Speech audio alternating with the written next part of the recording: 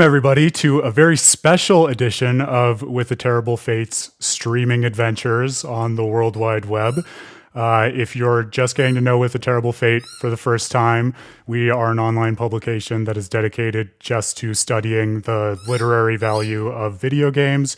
We look at them as storytelling from basically every angle that you could imagine, mostly historically and long form written content, which you can find on withtherriblefate.com, along with podcasts, convention lectures, a little bit of everything in between.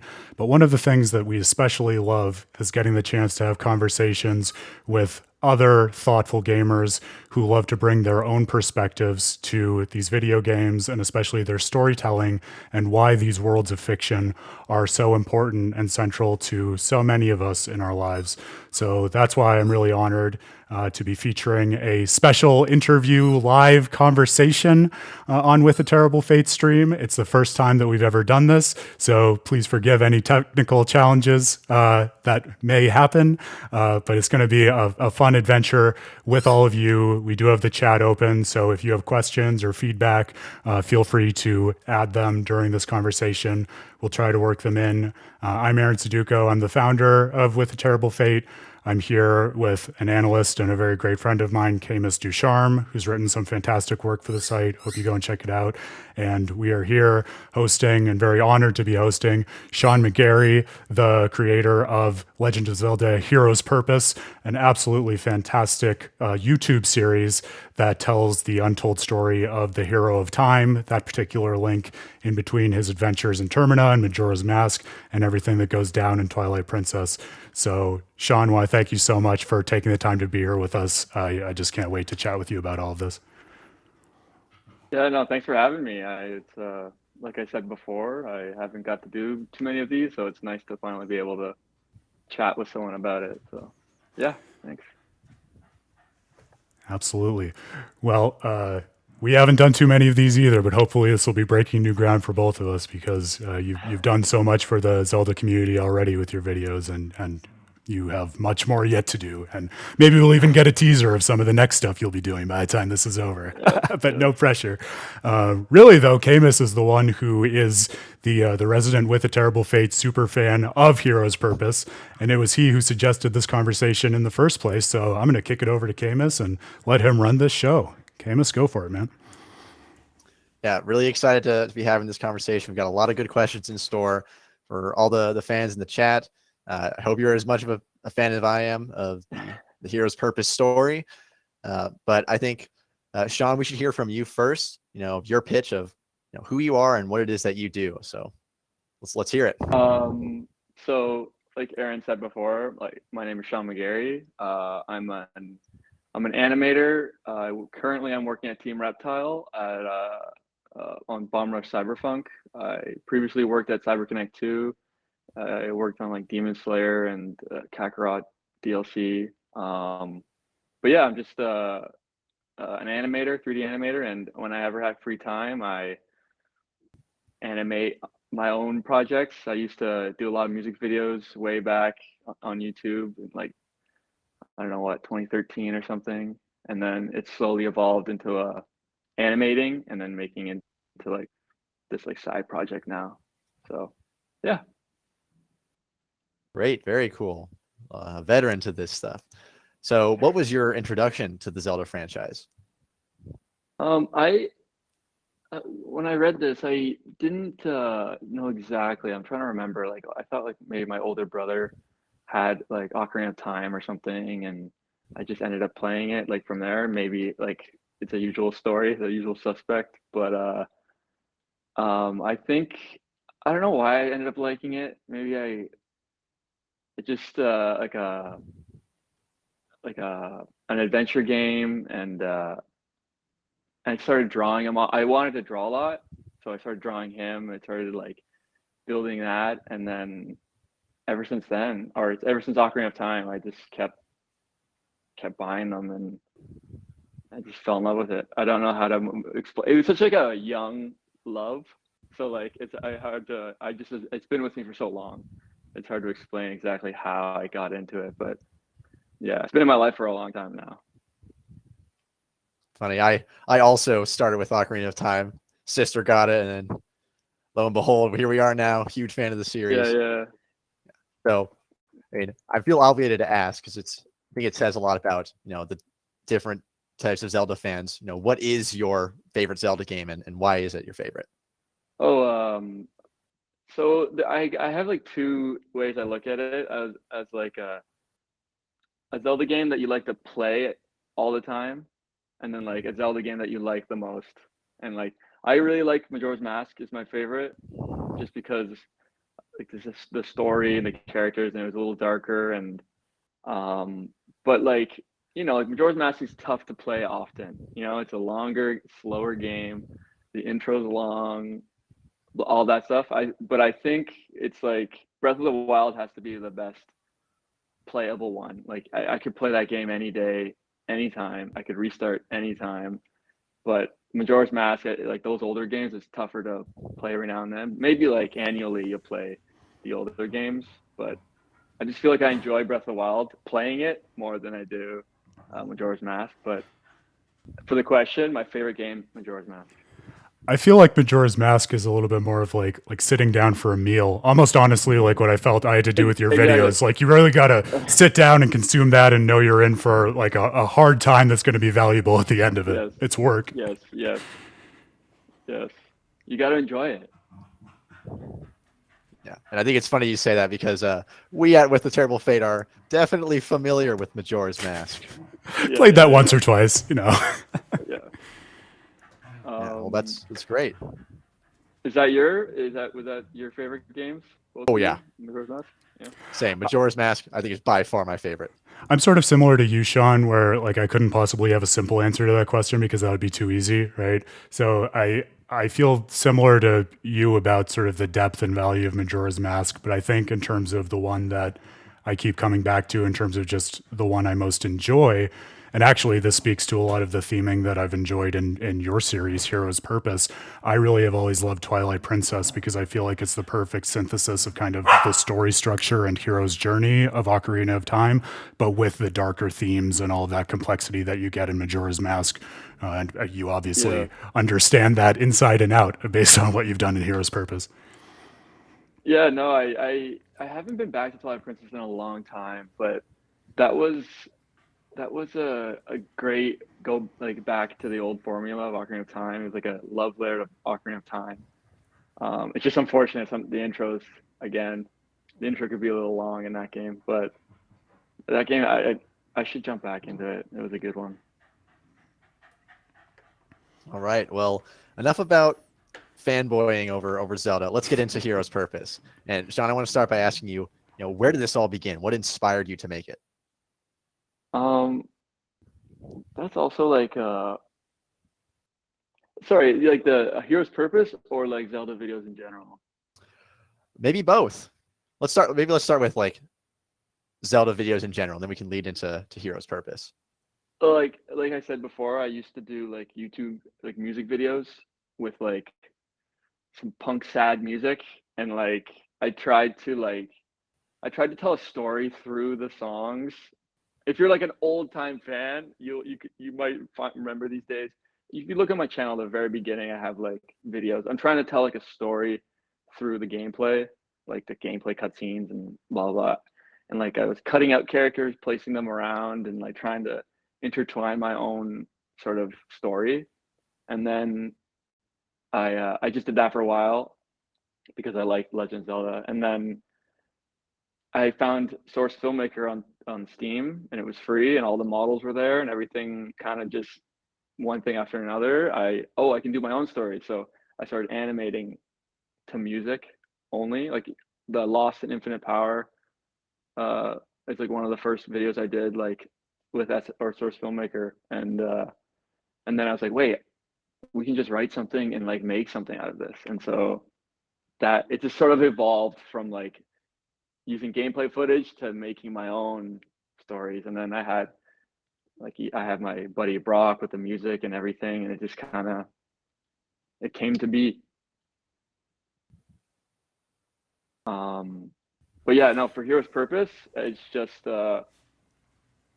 we always knew, I think, when we before even Hyrule Story came out, that the hero shade was always like hinted there's always rumors and forums on YouTube videos like that was Link. And so like I always was curious, and I had like a game idea. I was drawing Link and like older, and like not really too much about the like using the armor, but it was more so that in between what happened. And then I ended up getting a modeler to get the hero's shade armor on Link, and like I could animate him with it on, and I was like, this is the final key. This is what I need. And then I just sort of started writing how it came to be with and like again, like even for you two, like who doesn't want to know this part of the story, you know? Like we know just enough, and we know like barely anything, you know? So like it was like an interesting spot to start. It's really interesting to me too, Sean, the way you talk about your origins in creating music videos, because like that's something that I didn't know. But when you said that, it's like a missing puzzle piece comes into play for like how I think about what you're doing in Hero's Purpose. Because one thing that really struck me watching it is how central the music is to the storytelling. Like every single beat of the story you're telling has really thoughtfully crafted music around it. Do you like feel that consciously in terms of how you're putting these together? Like, do you oftentimes still think about in terms of like music first, or what you could set to a particular moment in the story? Music is like I don't know how much if you guys are into anime, if you guys are big fans of anime, but like music has always been like very crucial in like anime, even like I'm sure like every source of media, but like Pixar films love like returning themes, loud versions of the themes, piano versions of themes. All it's like a story on its own. And so like you should so when I'm with Brock making the music, like you should see us. Like we are like animals. Like we're just like what it's on the big screen, and like Brock's like doing his music, and then we're like no, stop now, and like we're like doing this whole. It's like a circus down there, and like I think, like you said, like it must show into the music or into the episodes that like it's usually a team. Or even like my brother is Glenn is there, if he can make it, and we're all three of us are like, no, go back. So it's a lot of fun making the music. But like we've made so much music now that like you can like we can reuse a lot now. And so like I've started like finding songs to like bring back, and like so like it's a test to Brock's music and how well he crafted it at the time. No matter how many times I use it, it still resonates. Yeah, I've got to say, shout out to Brock. The music is fantastic. I particularly love his version of Oath to Order. Oh my goodness. I know, and it was funny because he didn't have the one I used in episode 5 on Spotify, I think, or something. Like where the drums come in. Like there's this like marching drum, and that version was like nowhere. And so when we found it, it was like it was like a puzzle piece for that moment of the episode. And it fit perfect. Great. Well, really happy to hear about your inspirations. But let's maybe shift a little bit broader, and I want to hear about your perspective on just fan fiction in general. So, how do you view fan fiction and its relationship to video game stories as a whole? Um, I think like a community needs it to like flourish and like be bigger and like expand on their boundaries. Um, and I'm sure like even for like smaller games, like developers probably love seeing what people think about, you know? Um, but like when it comes to like if we're talking specific about Zelda, I think like fan fiction can be like sometimes it can get like a little aggressive at what's correct and what isn't correct, you know? Um, and so I look at it as like there's some stories that are trying to be like purely grounded and trying to be like an essence of the Zelda of like the world, like not breaking any Zelda rules essentially. Like if you had like Volga from Hyrule Warriors show up, you know, if I had in Hero's Purpose, if Volga showed up, like you guys are out. Like the immersion would kind of like break, and like it wouldn't be as grounded as it sometimes people say it feels. And then there are other stories that like people like are, I think they both have to be looked separately when you're like being critical about them. Like one's a personal project. This person just wants this to happen. Just take the good and like, and then there's some stories that are like people really want to be grounded and strong foundation like from what Legend of Zelda was made to make something like very strong. I have like a bunch of reasons like what me and my brother do for like Hero's Purpose, but I'll get into that maybe a bit later. But yeah, no, that's how I look at it. I think it's important, but I think it shouldn't be taken too seriously when you're looking at it critically, you know, because yeah. One thing that strikes me too, Sean, when you say that like the games and these sorts of stories almost call out for this kind of audience engagement. Um, I don't want to put the cart ahead of the horse in terms of talking about your own reasons for what you're doing with your project, but one thing that really struck me, even just in terms of like what you said before about this particular era in the Zelda timeline of figuring out that gap with the Hero of Time, right? For a series that's so Mm-hmm. self-consciously concerned with puzzle solving in terms of its main gameplay, it feels like very fitting and natural for me that so many players would be interested in kind of like solving the puzzle of what happens in that gap in a Yeah. way where we have all of these hints, right, but not the actual answer. And I feel Mm-hmm. like watching your videos and seeing some of these other projects, it's very much like almost like Nintendo gave us this special dungeon to navigate and solve, right? To like find that Yeah. missing link or the piece that wasn't there. Yeah. It's actually funny though. A lot of like when I'm like we're like looking into what to do next and like how to do this or that. Like Zelda is very vague with their story. Like it's like Kingdom Hearts. It's not Kingdom Hearts-esque, but like it's like pretty vague. Like mode like Link, what's he do after this and that? Like why is Ganon doing this? Why is Zelda doing this? There's, so it's like it's a cool area to explore because of the vagueness, and so you know you can create something from the tools you were given. Well, yeah, and you can kind of borrow from that same mythological and like you were saying earlier, like musical language, right? And because the base story has that level of mystery or vagueness around it, it almost I feel makes Mm, fan fiction like yours a more natural fit. Where like I'm watching the fourth and fifth episode, and I almost can't believe that it was made by a fan rather than by Nintendo. oh wow, yeah, no, me. Uh, when I'm making like a temp version of the video for Brock with music, like music is like the icing for me. Like I love music. It can just capsule. It can just glue everything together. And like if you have someone like Brock who can fill gaps without like me even saying anything, like it's very powerful. And that's why like I was upset a bit. Like I like Breath of the Wild's no music. I'm a big fan of piano solo. I love just piano, so I'm okay with it. But the Zelda music is important to the franchise, and it was like completely absent for the most part of the game. But that's why I just realized watching the new trailer, like they brought back so many old themes, and I feel like I hope in the game when they have cutscenes they can kind of work with that again, like bring themes back instead of just like teasing you at the intro of a theme and then the cutscene's over, and then I hope they do get like a little emotional with their music.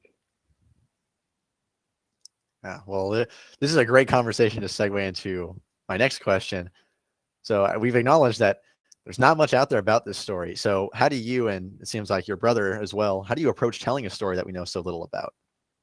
Um, so like we had a few rules that we gave each other. Um, like uh, like I said before, like when you bring Volga into this story, it would like shatter your immersion. So we wanted to keep it as grounded as we possibly could. Like, don't do something that don't do something that you wouldn't see in a game. Like if you break that, then you can lose people. So we wanted to I didn't want it to look fan fiction. I kind of wanted it to be like it was a game, just because like obviously the text, the arrows with link selections and all the other little things. I really want to make it feel like a giant, like what they would do on like a 25th anniversary or something, like a love letter to like those two games. Um, are like, so for like Phantom Ganon, this was like us trying to test ourselves with like how far you can push something before it comes like silly or un-Zelda. Like, so like the rules in Majora's Mask were like transformation masks are a mask, and I like that idea. And then Phantom Ganon comes from a mask, and that was like me and my brother like, how far can we push it? Like, and so we made the Phantom Mask like a transformation mask essentially, and it was very nerve wracking to do that, but the people loved it, and I don't think personally if it broke immersion or anything, but I think that was one of the examples of us trying to explore a little further. Um, but like I said, we said before, the vagueness of this gap is like, it almost sounds like it's almost easier because there's no rules, and like we have an ending with Twilight Princess, and we have the beginning Majora's Mask, and like you just kind of take, sprinkle in, and then take and sprinkle in and take and sprinkle in, and it sounds a lot easier than it probably looks, but yeah, that's how we go about it. Yeah, that's a really interesting perspective. I really like bringing up the Phantom Ganon example because it is something that like you don't consciously put together in the game. It's like when you play it in Ocarina of Time, like, oh, Phantom Ganon's here, but you don't think about, okay, where is Phantom Ganon coming from? But Yeah, putting it how's in he? that Yeah, way is really yeah, because interesting. Ganon says at the end of the Forest Temple, like it's like a puppet or something. So we like, was curious, like how is that? Is that like a? And I thought like it was kind of like a morbid thing. Like there's a sacrifice, like the Gerudo that wore it. Like what happened to them? You know, like are they pretty kind of? And she got stabbed before it went on her. Like it's pretty morbid if I think about it now. But I think it added a little bit of catharsicism to the end of that episode. So It's um, morbid, and also like I love the way that you kind of, I don't know whether you intended it this way. I'd be interested to know from you, but I felt like it was kind of set up and foreshadowed by Link, handing the transformation masks back to the Happy Mask salesman and just having the salesman hanging out in Hyrule, right? Like, mhm, I hadn't even thought about mhm, this until you were talking about Phantom Ganon now, but especially with those sort of dark ritualistic elements, kind of feels a lot like the Fierce Deities mask and everything that you could say about that, and Link's relationship with yeah, that. yeah, yeah. Because when you're telling a story so big, I kind of want like my girlfriend doesn't know Zelda very well, and so like how could she watch my series and be fully aware? So like you kind of had to like the scroll at the beginning was like I wanted it to be like for the people that don't know. A lot of people are upset that it was like a 10-minute drawing for the whole episode, but like once it's all together, it'll feel nicer. Obviously, for the first one, it could feel cheap because that's about it really. But I wanted to introduce like these milestones in Link's life so we can show you further down the line. Um, but yeah, and the funny thing, I'm curious if you guys think this, but like everyone keeps asking about the Fierce Deity mask. Like everyone says, like, why did he give him the mask? Why? Like, I hope he uses it against Ganon. There's no story. He will. He'll Fierce Deity will murder Ganon. He'll, he'll destroy, and then Twilight Princess wouldn't happen. That's And so so, true. like, And then also, like, I mean, I see the Fierce Deity as such a culmination of just everything that Termina is, and kind of like its like yeah, laws of the moral and physical universe almost couldn't even work in Hyrule, right? Like it feels like it would yeah, be yeah, yeah, cheating or violating the universe in some deep sense for absolutely. Link to be doing that. And like I said about like breaking immersion too much, like, is that a little bit too far? You know, like you never know. But again, I want it to be entertaining, and like Fierce Deity he would have murdered him, just like we do in the game. Like he would have just dominated. That's like it's funny that you ask that and people have talked to you about that though, because like one of the thoughts I had watching that amazing fifth episode was, you know, you have that confrontation between Link and Ganondorf, and Ganon has all of these great lines talking about just basically the roles they've been made to play in this infinite game over millennia, right? Mm-hmm. And it felt to me very evocative of like the fierce deity and that final confrontation with Majora's various forms in Majora's Mask, Mm-hmm. right? Where the Majora Moon Kid has that great line of "Let's play good guys versus Oh, bad so guys, and you can good, be the bad guy," right? Like I felt so that good. whole sense of like, geez, everything that morality has put on the table in this universe is a game, and now Ganondorf knows it. Like that is nuts, man. So I think you brought the fierce deity there without even meaning to in terms of those themes. Yeah, no, all those kids on that moon have the best lines in Zelda. I feel those kids just drop some bars, and um, they're inspiring. Like those No little argument for things, me there. because it's like it tells you that it's a thing from the game. So why can't we bring it? And we don't know what that world was really. Like the the tree, and like like is it like conscious? So like who knows who's actually saying those lines? Yeah, that's a great part of the game. I love that part. Me too. Yeah. All right. Well, I think we're still on the subject of, you know, the timeline and the canon in the Zelda series. So I want to ask you, Sean, how do you think about the canon and the timeline, and how does it influence making Heroes Purpose? Um, Honestly, I look at the timeline very like not too critically because I it was made so late after the games, so it just kind of feels like a little bit like here it is. And so like I like what they get. Like I just kind of take what I need, like Twilight Princess, Four Swords I think is under Twilight Princess, and then Ocarina of Time. But I don't really look at it too critically because I just kind of see Skyward Sword to like Twilight Princess, and that's how I operate from that. And I don't even know if is Breath of the Wild on that list yet. Is there like an official? Because I don't know whether they've bolted it on. Is it's like isn't the conceit of it? like It's yeah, kind of in a like different age from a lot of the other stuff that's happened.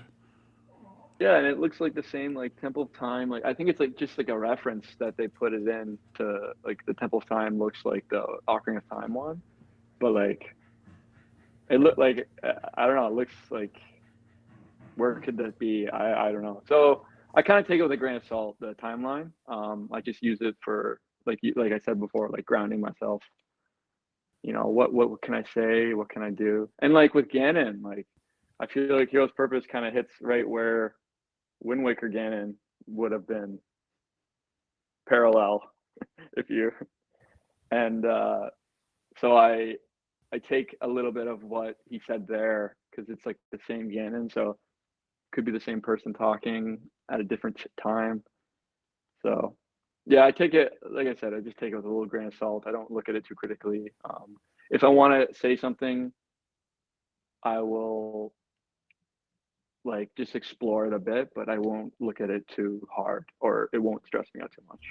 It kind of felt to me as I was watching it, and what you just said does a lot to reinforce this, that you borrow more of like the themes from the timeline than the semantics of it and all of the like nitty gritty details of this happened and then Mm-hmm. this. Like I had the thought when I was seeing your Ganondorf more than once of, oh man, the only time I've seen Ganondorf this reflective is at the end of Wind Waker when he talks about how he coveted the Yeah. wind, right? So it's really edifying to know that that's something you were actually drawing on as inspiration.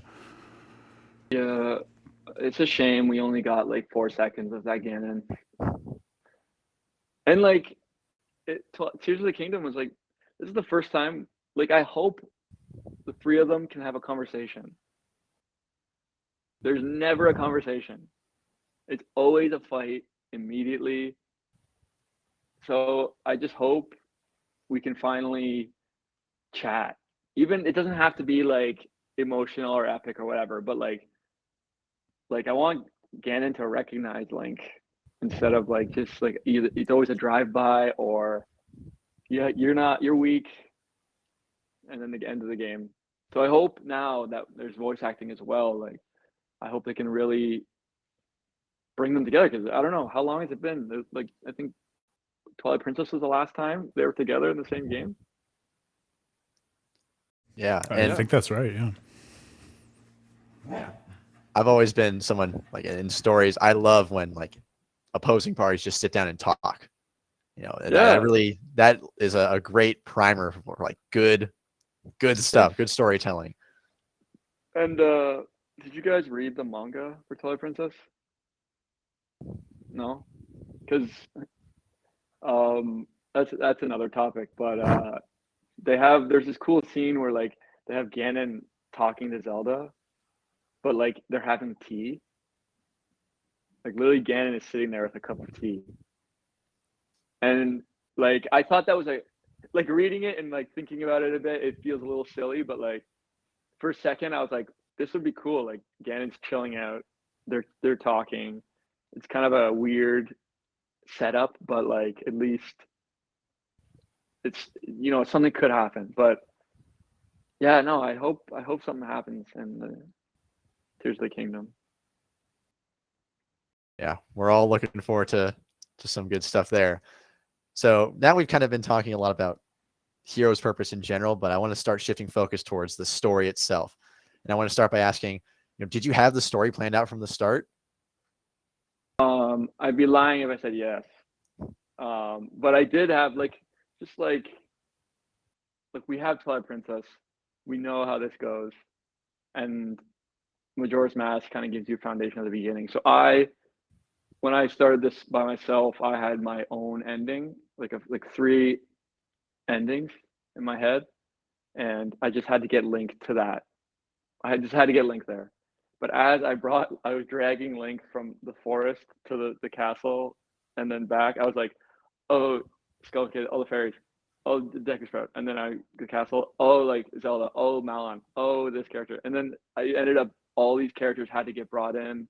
And then I started thinking about where their line should end. And so to tell like a story, you need to like sprinkle little things. So you got to give everything enough time. So the answer to the question is I had an ending, but how I got there is always being reimagined every time I post a video, because we just exploring all the games. Like, I'll just be sitting down, and my brother will send me like a screenshot of like dialogue from a game, and we're just like, "This is it. We gotta use this." Oh, and then everything changes, and so it's like getting the okay from like someone. Like, if it's in the game, like we can do something with that. We can work with that dialogue, and so yeah, no, we try and Kingdom Hearts it a bit. Learn as we go, read them, and like comments. Like I think you had a question here about like people asking questions or comments for feedback, and like yeah, like I love reading the comments and like listening to people's ideas. Like before I even started, like I brought Ganon in, I was gonna use like this melee weapon for his sword, but then I was like, it's like not really canon, and it's like, could that break immersion a bit? And then I saw Zeltic's video on Ganon's the Death Sword, and I was like, this is there's no, I don't even need to say anything. Like this is yes, yes, yes. This is his sword. It had like it just it fit perfectly, and so yeah, I kind of work as I go, or as we go. Even like today, like we're writing, and it's just like I'm just like this has to change. We can't do this. I'm sorry, like, and we just have to rethink it. But yeah, I'm still going to that initial ending that I wanted, and how I wanted it to go. I just want to call out a question from the chat real quick that I think pertains here, and probably that a lot of people after watching episode 5 also want to know the answer to. Elusive Female Assassin, which is a great handle, by the way, asked if you had episode 5 in mind when you got started. Because I think with some of the plot beats that you put in there, it almost seemed like too compelling and blow you away to not have been planned right from the start. Um, I always, uh, I always saw Ganon as like someone to explore because I always wanted him to be more than just a bad guy. So I always had that, but I just didn't know how to get him there, and like so I had to kind of work that out. Um, so it's kind of a boring answer, but yes and no. Like I wanted to explore Link's, um, like I explored Link's mentality in episode 3 about it all, and then I wanted like if Link's going through this, like why can't the other guy? And then I thought as we're going, I'm like Ganon's doing the same. Like Link and Ganon have never even talked before. Do they even know each other's name? Like they don't, and they're like fighting so hard, and so it just kind of all like wrapped nicely in front of me, and kind of just that's how we rolled. I always did want Ganon to be more talkative, like Wind Waker, but I definitely learned a lot along the way about how to, I don't know, like really nail it down when I got to actually filling in the dialogue boxes. But yeah. This sounds like a That good is a case of, you knew you wanted to explore something, but you sort of let yourself explore it naturally through the storytelling and kind Yeah. of let the games tell you Yeah. the answers you were looking for. Yeah. And I feel bad because like the episodes take so damn long. And I literally this last episode, I was like, don't make it 12 months, Sean. Don't do 12 months. And I got it down to 11 months. So I'm going in the right direction. Small steps. I'll cut 1 month. I'll cut 1 month off. But no, it's just because like I never want to rush. And like this episode, if I like, there's a lot of cut stuff, and like that whole Sheik and Savell moment was like very difficult to figure out how we wanted to do it, and like the limitations of like the characters and everything, and like it's such a. Have you seen the top of Hyrule? That plateau there? It's huge. It's so bumpy and ugly, and setting that up was tough. But and if I rushed it out, it wouldn't have felt as collected at the end. But I'm glad. Um, I'm happy with the outcome. And I'm really happy that you brought up Link and specifically how you depicted him in episode 3. So I want to ask a lot about how you've humanized him in the series. Do you see your characterization of him, being like Link of the entire Zelda franchise, or is it really just something that you're putting into the Hero of Time and that Link?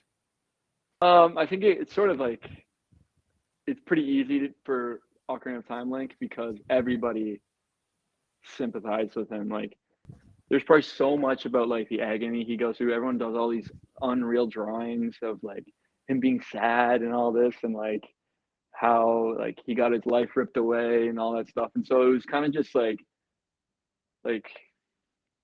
why can't Link like have a second to like slow down, And it kind of just like I said before, like it kind of just writes itself because whenever whenever we're anxious, you know, silence, fidgeting, saying random stuff, and then like the dialogue boxes, I've always wanted to do like a I guess was it like would it be like a third wall or a fourth wall breaking the fourth wall, like with the dialogue like flying out, like the arrow going up and down, and like in the new episode, I had the dialogue like the arrows going everywhere.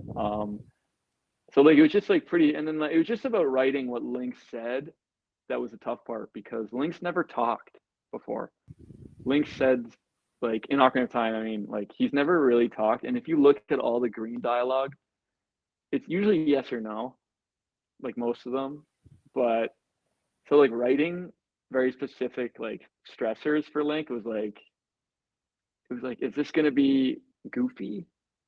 Is this gonna be funny? Like, because Link's never said anything more than what I just said, but like, so it was tough to really try and write something not too dramatic, but also Link at the same time. So, but for like, do I see this Link as the like all links? Sorry, was that the question? Do I see this Link as?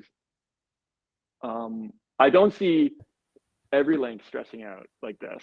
I think Ocarina of Time is like a special case because it's basically like a child in a man's body. But yeah, no, I had a lot of fun with that, and like you can tell in like someone's stories when you put a little bit of like personality into it. Like we've all had like bad moments, and and like people can spot that. Like people can.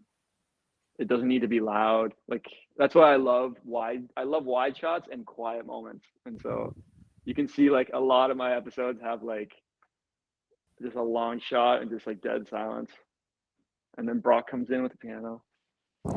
But That and also like I mean, talk about quiet moments. I think I found myself dwelling on the animation all the more just because I knew you had a background in animation, but it really shows even like with the eye movements. That was something that I found myself digging into in every single episode. Like you can do so much just with like the little movements of yeah, where people divert their eyes or if they're quivering and holding back tears.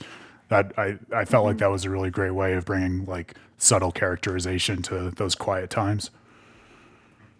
yeah, and those are my favorite moments. I think that's like my favorite stuff to do in the episode is to like do the faces because first off, it's way easier than moving him, and you can get there's so much. It's you can get so much out of like an like a half blink and like an eye moving like a little bit. You can get so much out of that, and like Link's not even moving, and like Link's a silent character, so like I had to find a way to. I don't want to have green text all day, like that's gonna be so boring. But and then so like I really started with getting Link to be like break away from the in-game face that he's always had, and again, like I said, like what is too what is like immersion breaking? Like how sad can Link get? Before we're like, oh, it doesn't look like Link anymore. Like we've never seen Link clench his teeth or something. We've never seen him do that. So it's always like a ground you got to kind of find. Fascinating. And I want to actually shout out a question from the chat right now, from Snowstorm Zoe. Why did you decide to make Link's initial tunic brown? Is there any symbology Oh, there? um,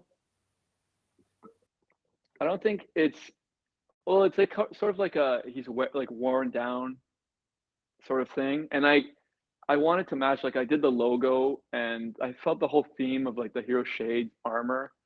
It's like this like tan brown, like that kind of shade. And I just kind of like went with it because when I was drawing little drawings for like a game way back, like ideas, I always pictured it to be like more like brown, kind of like ragged and like, because like if he had his green, like I was kind of handcuffed a bit because of like the limitations. Like I couldn't, if I could, I would have tried to redesign, the tunic because I couldn't because I am not like a modeler and like it's a big deal. Like it's pretty tough to get all that stuff like working and to get it out, like to get the project off the ground. Like you got to start somewhere. But yeah, no, I just picked it because I thought it fit the theme of the whole show. Like the logo of the show is like a tan brown.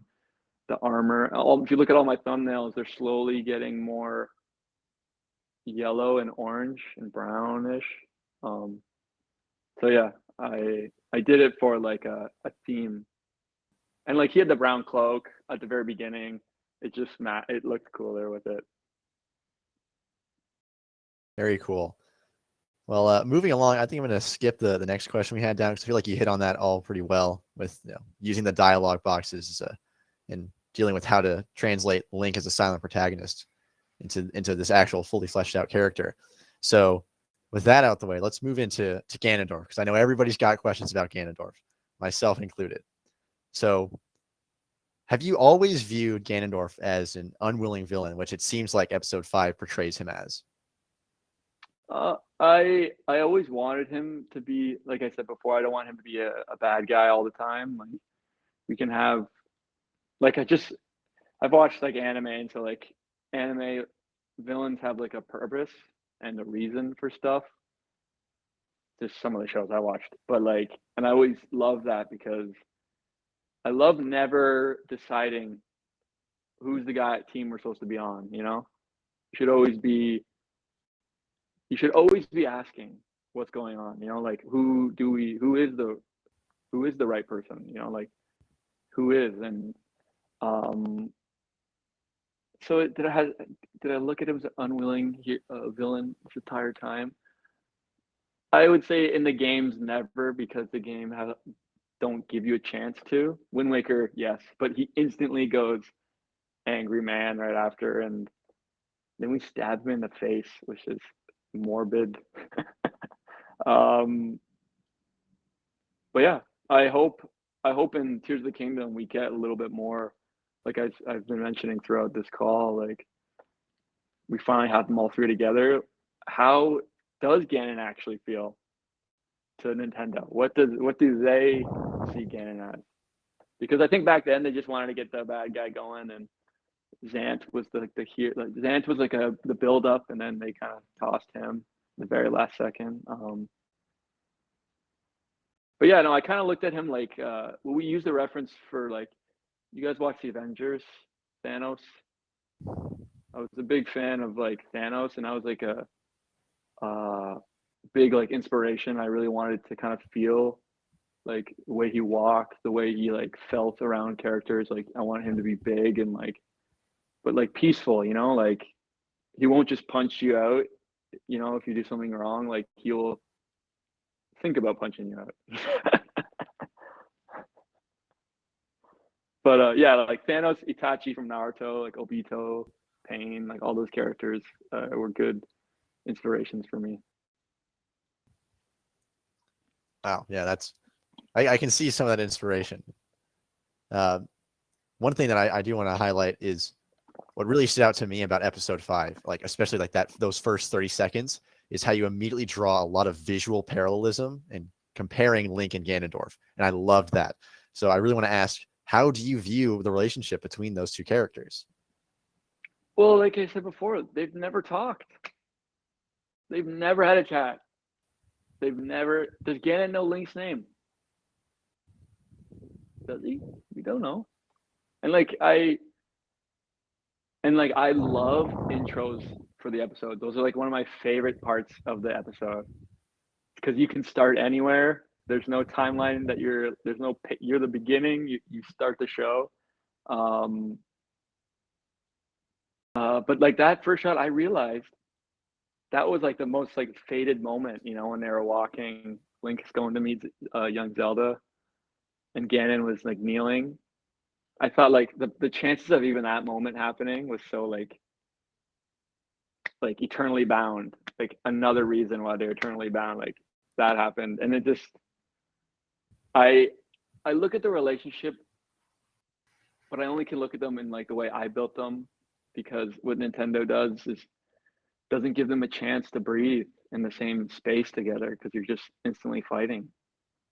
Um, so yeah, I hope this new game we can hear like a real organic take on what they want the relationship to be.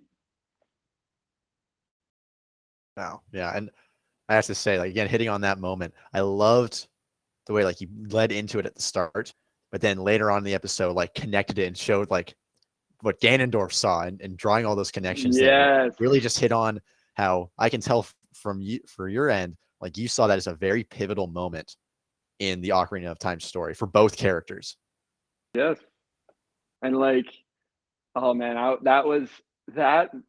Like when I made episode 1, I always wanted Ganon to see Link, and it would have been the reverse shot of Ganon kneeling. Like that was like I was married to that. Like I needed that to happen, and like Brock, like the music brought, like it just all worked out, and like you bookend the episode, have a little bit at the beginning, and then I have that like long wide shot, and then I finish it off at the end with Ganon's realization.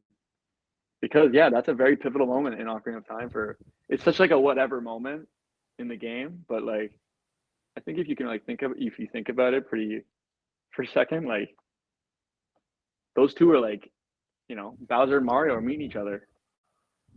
I wondered whether just because you mentioned Hyrule Warriors really briefly much earlier in our conversation, and I found myself wondering as I was watching this, and now again as you're bringing up, like thinking about that moment from Ganondorf's perspective, like, I feel like for all people might say about Hyrule Warriors and it not really being a real Zelda game or whatever, it is a really interesting case of exploring what Yeah. like a Zelda story looks like through the perspectives of a lot of different characters rather than just following Link as our single point of access to the world. And you jump around with perspective so much in Hero's Purpose, not just to Ganondorf, but also Mm-hmm. to, Impa and Zelda and even the new Deku Tree and everyone in between, right? So did you find yourself leaning on that kind of model of something like a Hyrule Warriors or other games or even films as inspiration for that to look into those moments that existed in the other games differently? More so, like anime. I stick to as like how much someone like how they should talk, how they talk about their ideals, and like again, like I looked at Thanos a lot and why I liked him. Hmm. Like why did I never like hate him? Like I didn't like him, but like I was always so I followed like that. But no, Hyrule Warriors is good because it gave us, like you said, it gave us like first off, it gave us like animation, fluent animation of characters we've never seen move before, and so that was awesome. But it gives us like how would Ganon celebrate? After winning, how would Ganon celebrate with like a his a spear, or like how would Link celebrate after like a victory? Like you can, I do go to those animations to be like, where's the line? Like how far can I go, and what is too far? Like what's silly to me? Like if I see Link doing something silly, like I'll be like, okay, I don't want to do that.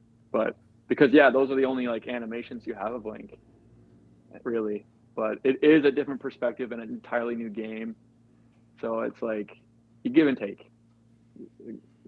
Take it with a grain of salt. Hmm. And one of the aspects of your version of Ganondorf that I thought was the most striking is just how you've tied in and weaved in the curse of demise into it. Because we can kind of see that in Skyward Sword, that was really a way for them to just kind of justify this timeline thing that came out. It didn't really make a lot of sense, but with the way you've used it in Hero's Purpose, it's had a really profound impact on how I view the series. It's kind of linked it all into this large meta narrative, Yeah. really, where like everyone is trying to break free of this curse. So I need to ask, like, do you see this interpretation of Demise's curse as a better way of understanding the story of the Zelda franchise, or is it really something that you've just wanted to throw into the Hero's Purpose narrative to make it fit better? No, like I always wanted more from the characters, like I said, and like so I wanted that. I was upset that it felt like such a tack on at the end of Skyward Sword, where it was like the reasons games exist, I will curse you forever, like, and so like why can't we? How do I make Ganon a nice guy? Demise, the curse, and it makes like a lot of excuses for me to like, we've all struggled with like difficult decisions, like so why can't like Ganon and this like it just feels it's the way I explain it, it makes it sound so easy, but like if you just like put it to Ganon for a second and like it kind of just writes itself, like maybe he doesn't want to murder everyone, but like he's like chased after, so he has to fight, and like maybe there's just a little more like Link. I did Link not wanting to do all the fighting, so I thought like, well, maybe Ganon doesn't want to do all the fighting, and so after like I was so nervous posting that episode because did I make Ganon too nice? Are people gonna lose immersion? Like Ganon like saying like, I want to break the curse, is that something he would say? You know, like those are things I was trying to think about, and like I was very stressed about, like, but like people loved Ganon. Like if and so now I'm like it was a shock to me, to be honest. Because I was putting it all on the line there, you know, like the rest of the story is like bound onto this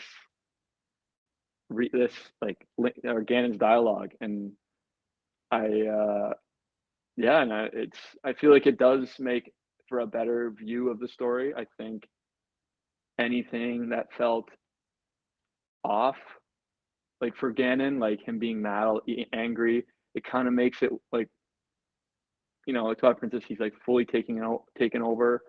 In Wind Waker, like maybe he's like where Hero's purpose is, like he's half and half, and like he's so close to his goal, like he's gonna like try and do everything he can, you know.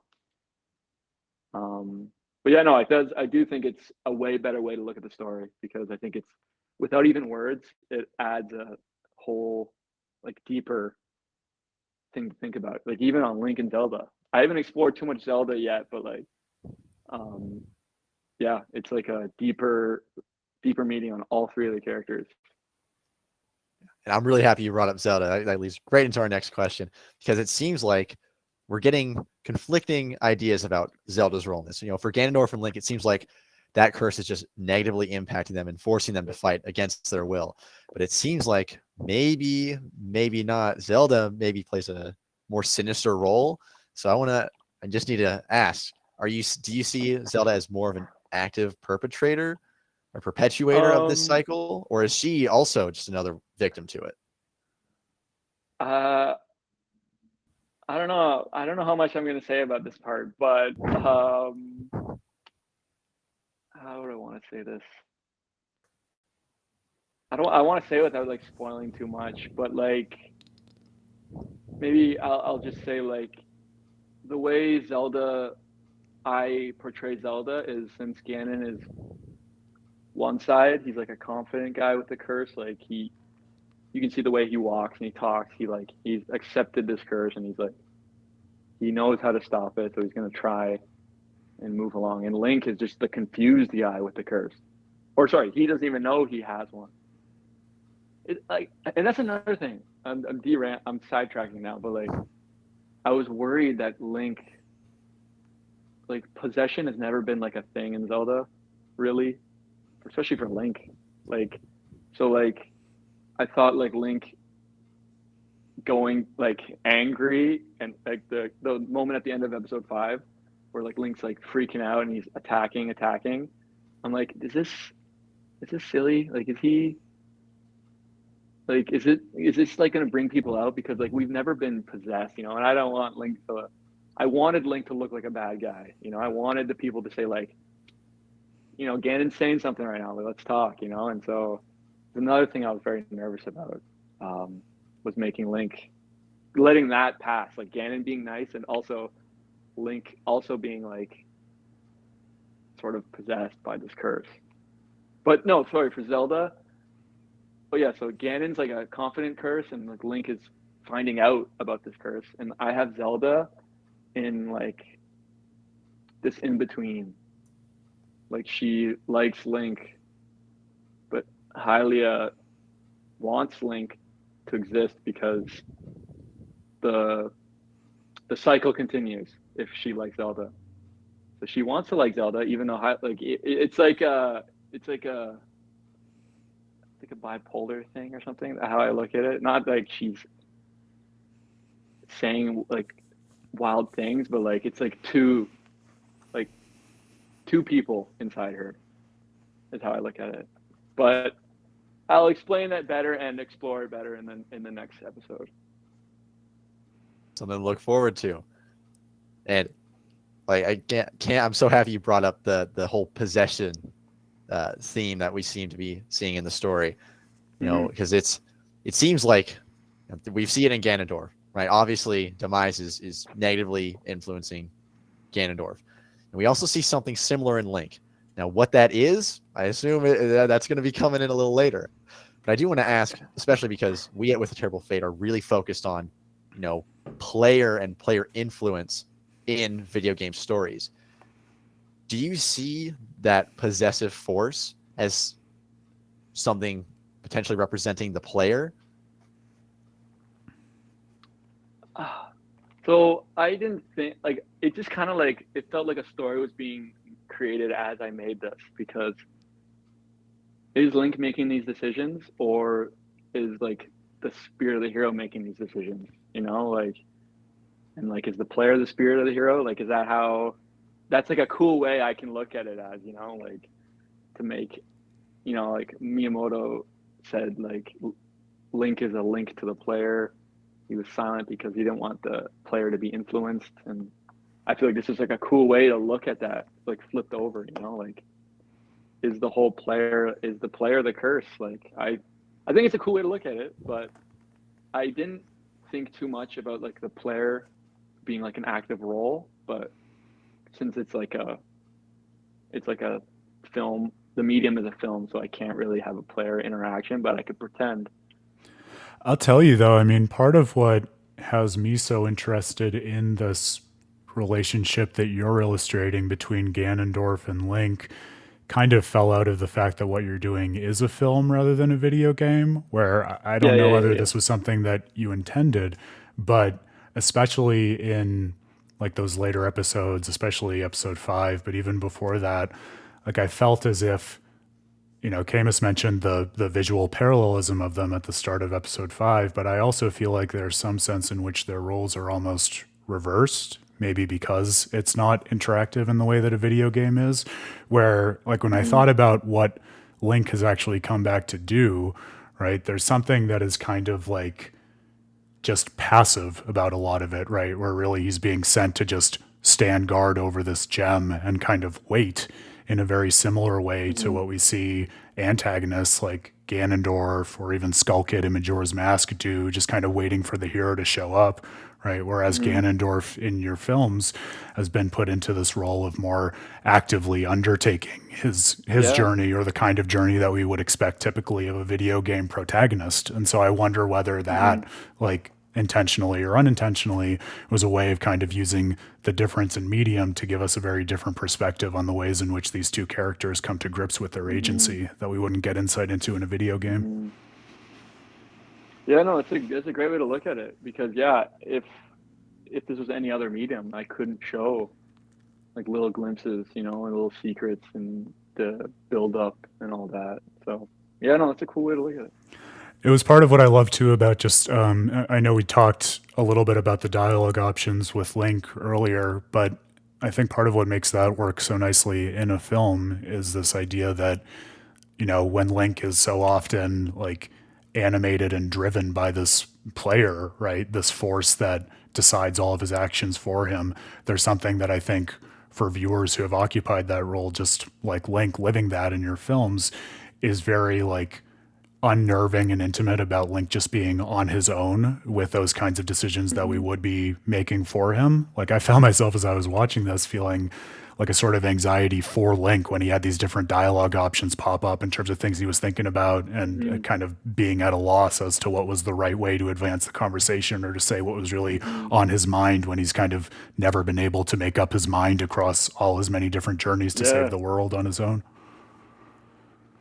Yeah, no, that's why I I just get wrote itself. Like I love how the second option can be like an idea, like link thinking instead of a yes or no kind of answer. It can kind of be like him thinking, like you can get like little snippets of like personality out of that.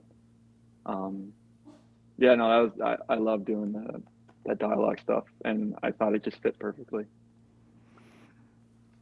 And to maybe shift more towards like a gameplay perspective, it seems like you're pretty supportive of this interpretation of the curse being a way to kind of unite the story of the franchise. Do you think that if we take that interpretation, that the player has an obligation as the person, the entity controlling the avatar?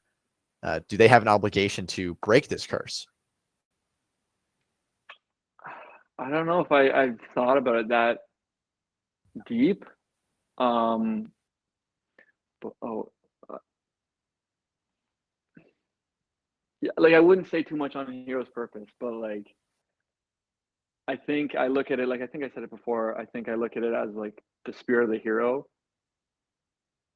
is the player, and like this is just how it like eternally bound. Like they are fated. Stuff is fated to happen. So like like I guess the player can't stop what's happening.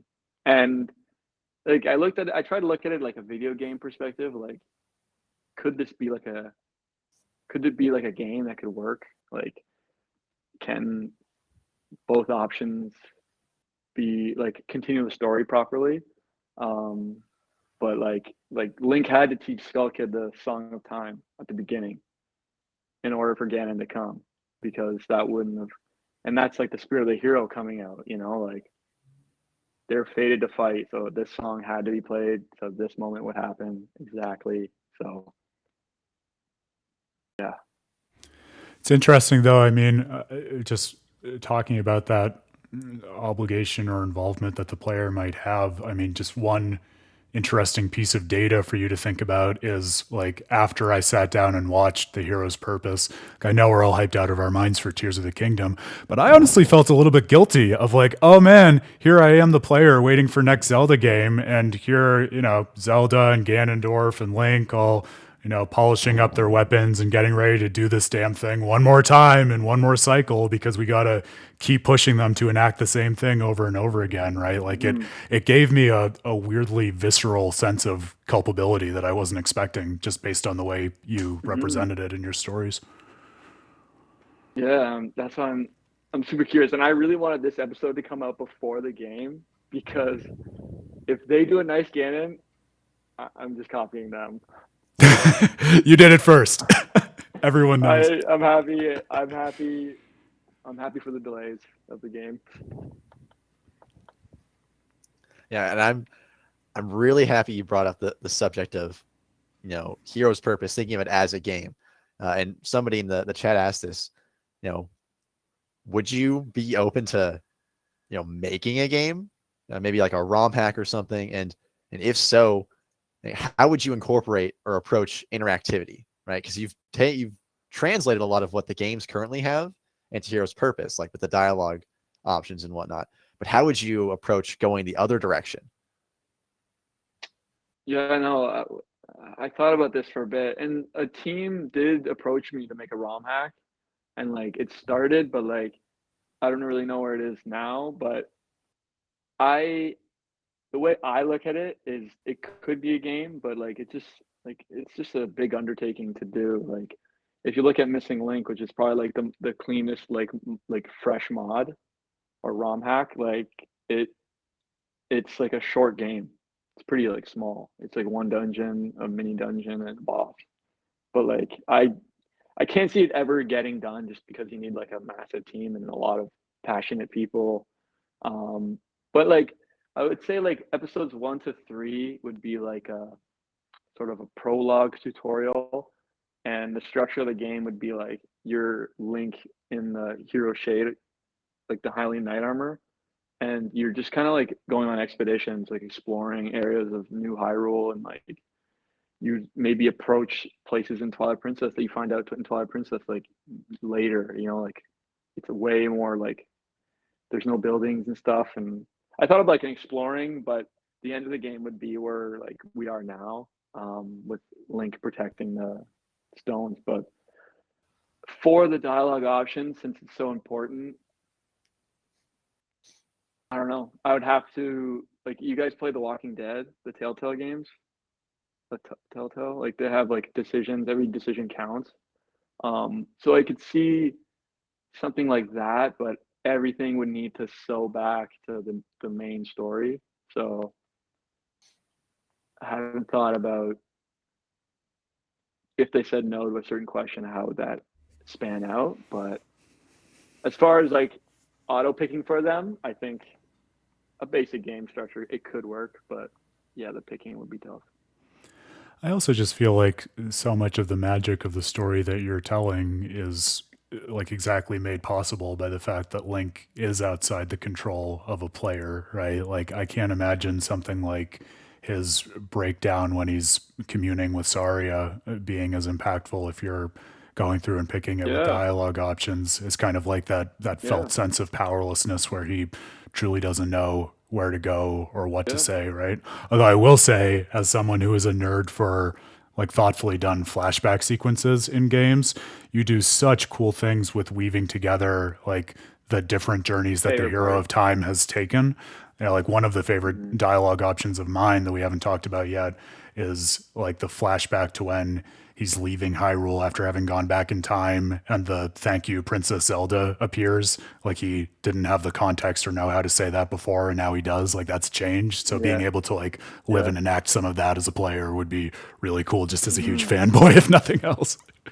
Yeah, yeah. That, yeah, and like the like spamming when he's having like a breakdown, like you feel powerless because as a player you've never seen them move that fast before, and so it kind of it's a new layer, and also like pacing, like you need like that scene could only last that long before people aren't affected anymore, you know? Like what if a player is sitting there and Link is still crouched over, you know?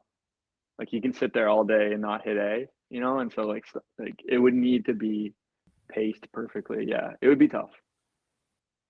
And you chose to make Heroes Purpose into a TV style medium, and maybe that's just the best medium. That's where it works best.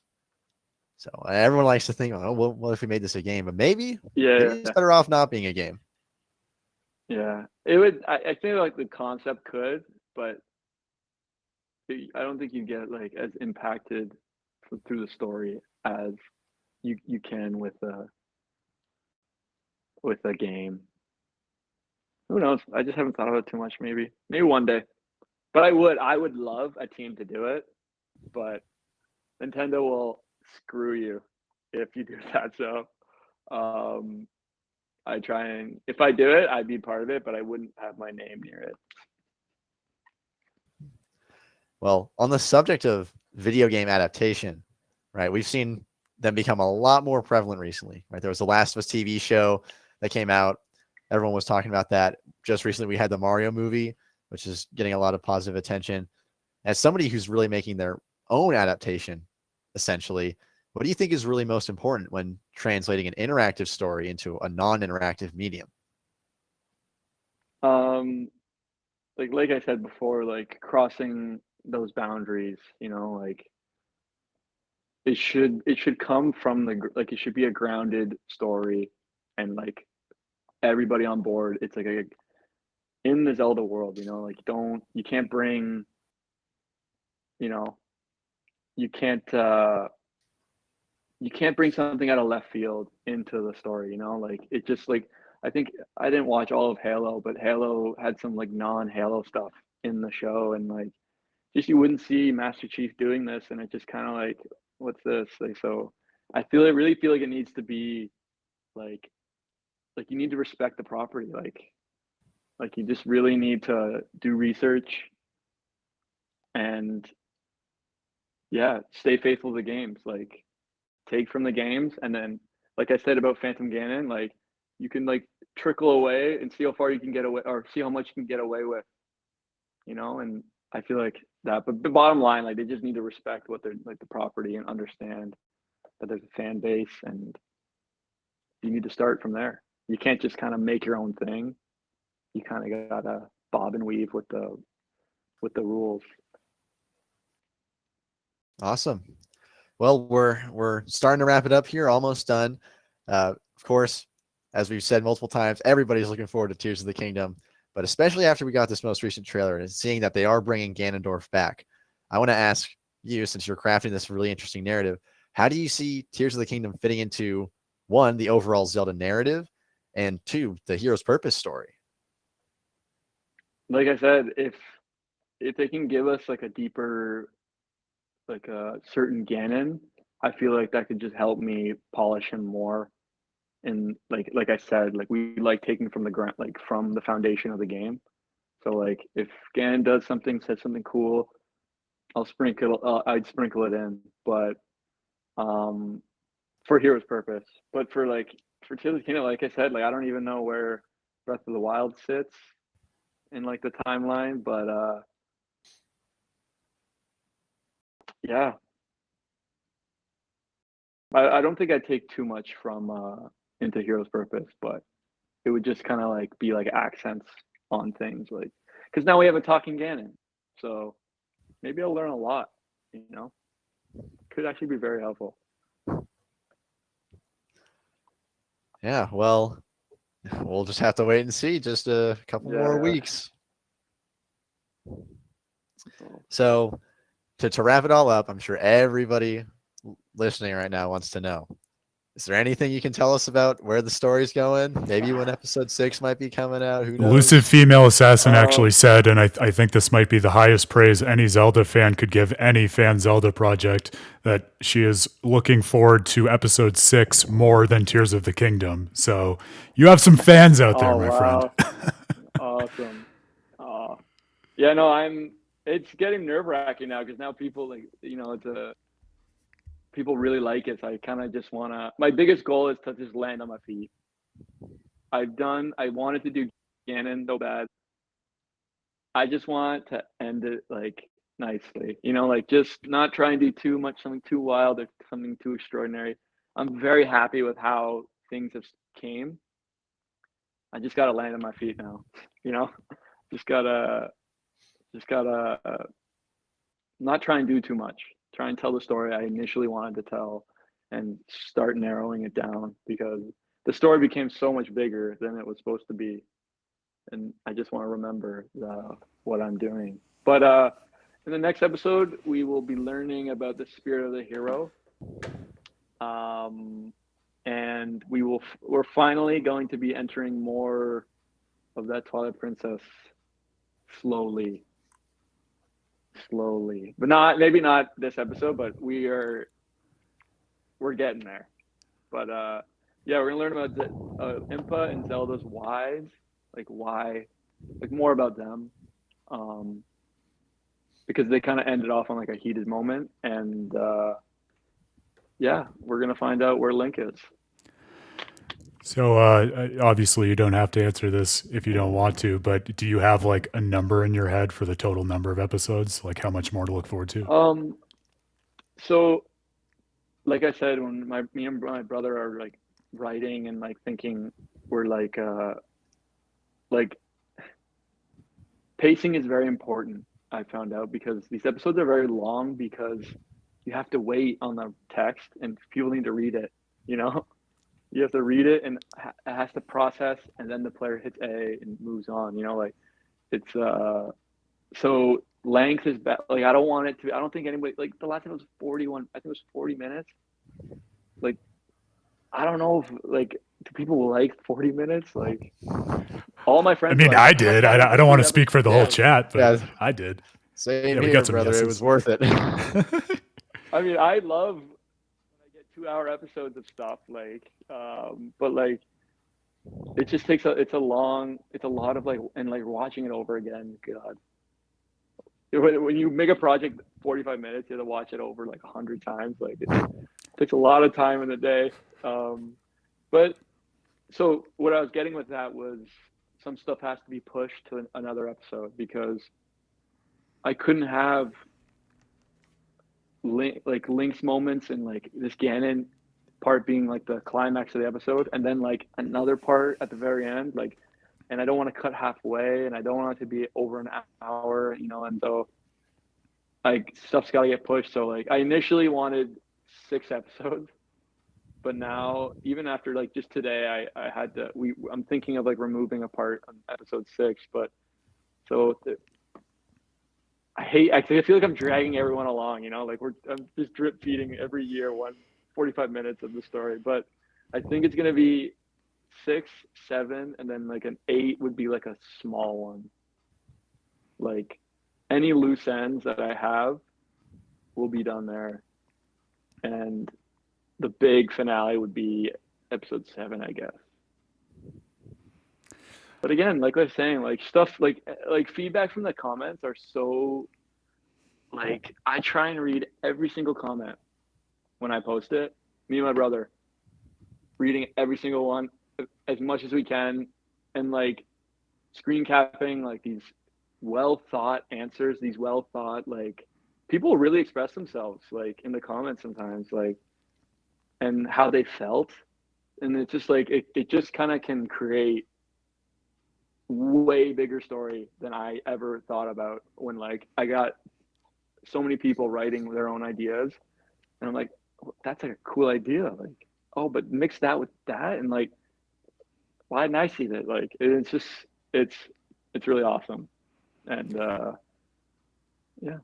Sean, I have to ask you too, as you've mentioned a few times, just the sheer amount of time this has taken in terms of just years of your life, like when it started versus where it is now. So with the project having lasted for that long, do you feel like have you seen yourself kind of grow up or change as a person with it? Do you see like the game and the series differently now than you did when you first set out on this adventure?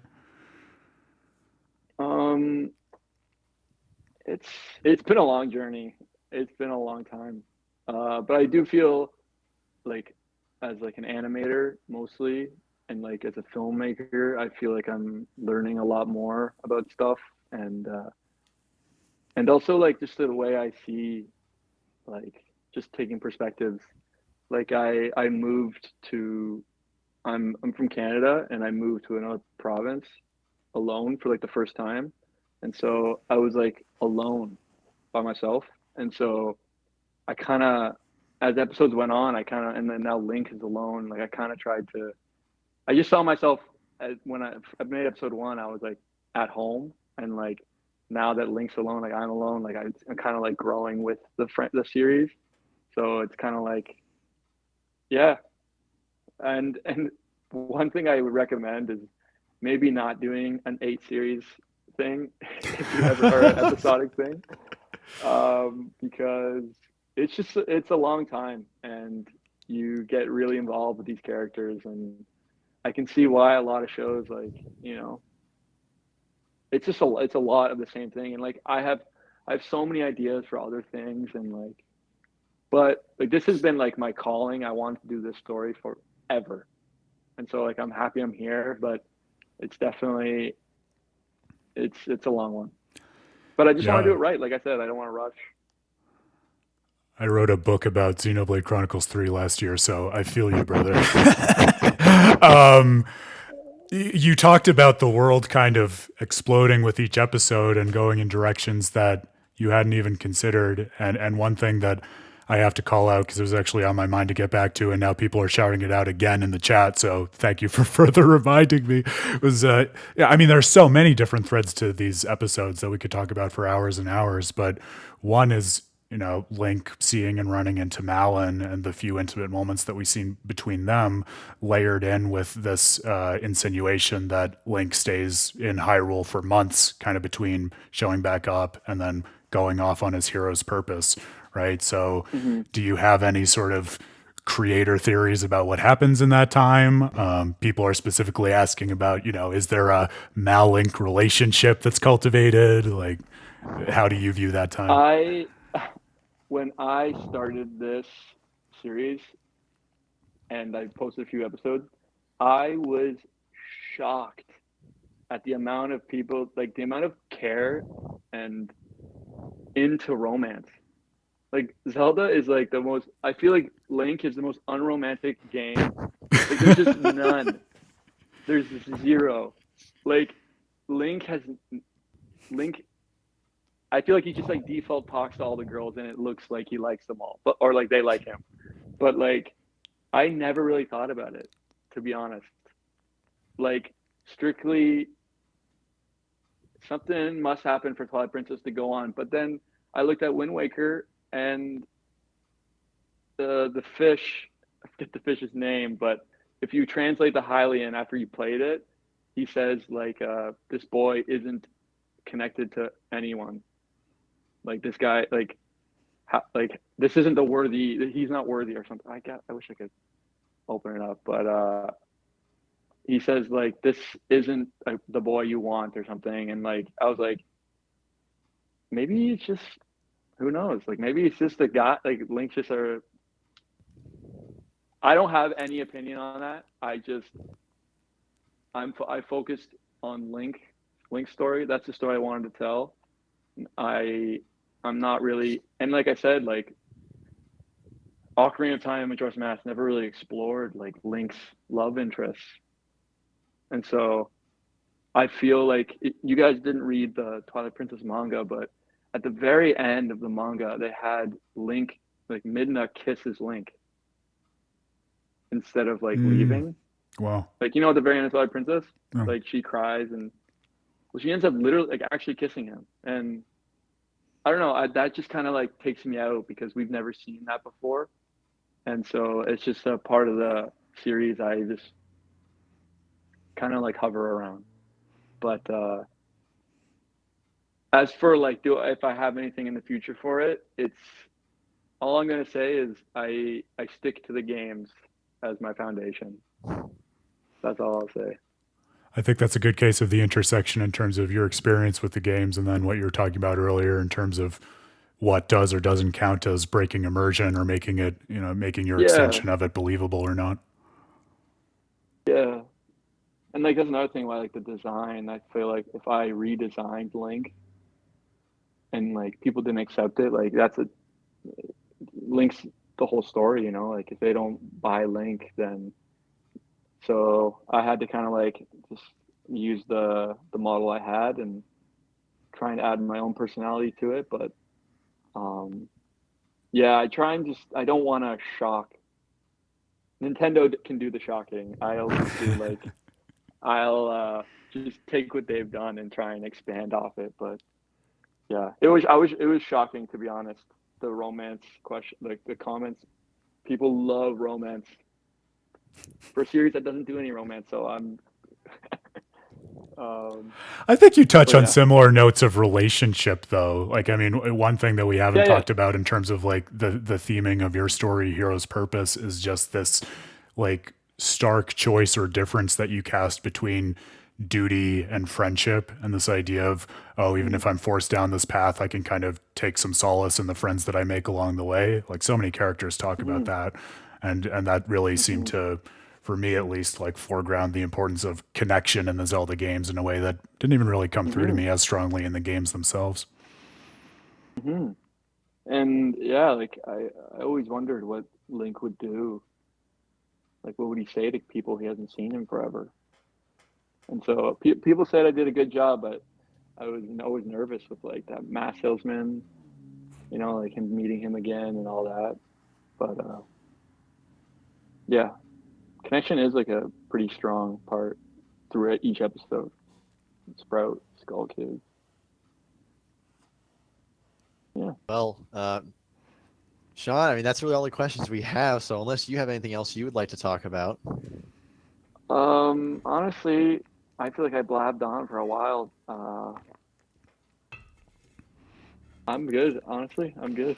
I think everyone quite loved your blabbing, myself included. So thank you, truly. I'm Sean, I know I said awesome. so at the beginning, but really it's just such a privilege to have been able to pick your brain. You really are doing something that's really Awesome. special and what we really try to highlight and explore with The Terrible Fate because, as your project shows, these games, these amazing stories, they not only mean so much to all the different people who play them, but also we can take that meaning and interpret it in so many different ways, whether that's writing Hmm. about it, making a video about it, even extending the fictional universe in these fantastic ways that lead us to see the original games in a different light. So, really, let me just say on behalf of everyone who's watching, thank you for doing what you do. I can't wait, as can everyone else, I'm sure, for episode 6 to see what happens next. And yeah, I Thank hope you. we Thank have you. the opportunity to dig into those other stories as well as you put them out. I'm sure we will. And thank you for joining us on this stream. It's been a lot of fun, man. Yeah. No, it's nice to like you when you make stuff, you only can like read comments and stuff. So it's kind of like it's pretty humbling hearing you guys like really enjoy it, and so like it's makes me very happy. So I appreciate your honesty and your I don't know just expressing your love for the series, and I'm glad I'm doing a good job, and I hope I can continue to do it. Like I said, I want to land on my feet. I don't have to just finish it off strong. Well, the humblement is all ours, but I have every hope that we'll see the series come through to a great conclusion. I have no doubt about that. Just keep your North Stars. You're right. Right. Remember why you were there in the first place, like you said. Yes. Yes. Well, folks, yeah, we're going to wrap it up. Just again, let me express my gratitude to both Sean and Camus. If you came, whether you're a super fan of the series or just love the storytelling in video games, I hope you enjoyed this. We'll have it uploaded to YouTube shortly for everyone else to enjoy asynchronously. If you love thinking about the storytelling of video games, whether that's gaming or cool fan fiction or anything in between, hope you check out withtheterriblefate.com. We've got tons more like this. Like, subscribe, all that good stuff. You know what to do. I don't have to tell you. But Sean, truly, I mean, you're the man of the hour. Thank you for your time, and can't wait to see what you come up with next, man. I hope I can. I hope I'll do it justice. But again, thank you so much. Cheers. Thanks, everyone. Next time.